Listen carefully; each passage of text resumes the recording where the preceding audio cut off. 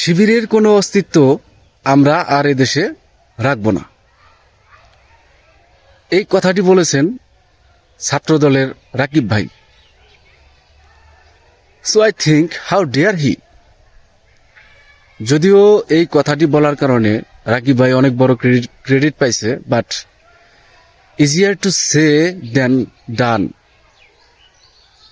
I don't know how is this possible, because বাংলাদেশের কোনো রাজনৈতিক দলের এতটা ক্ষমতা নাই যে আরেকটা দলের অস্তিত্ব মুছে ফেলতে পারে। একটা দেশের পাওয়ার হাউস হচ্ছে সে দেশের শিক্ষা প্রতিষ্ঠান, স্পেশালি কলেজ ভার্সিটি। বর্তমানে বাংলাদেশের প্রত্যেকটা কলেজ ভার্সিটি শিবিরের দখলে। শিবির হচ্ছে প্রবাহমান নদীর মতো, ইচ্ছে করলেই নদীর গতিপথ আটকানো যায় না, হয়তো সংকুচিত করা যায় অথবা নদীর গতিপথ পরিবর্তন করা যায়।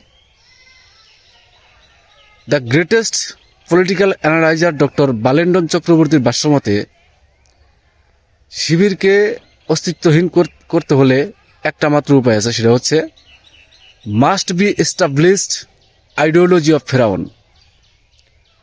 ফেরাউন যেরকম তার সাম্রাজ্য টিকিয়ে রাখার জন্য তার দেশের শিক্ষা প্রতিষ্ঠান বিলুপ্ত ঘোষণা করেছিল, ঠিক সেরকম বাংলাদেশের শিক্ষা প্রতিষ্ঠান, বিশেষ করে ধর্মীয় শিক্ষা প্রতিষ্ঠান যেগুলো আছে এগুলোকে বিলুপ্ত করতে হবে। না হলে শিবিরকে অস্তিত্বহীন করার যে স্বপ্ন, সেটা স্বপ্নই থেকে যাবে।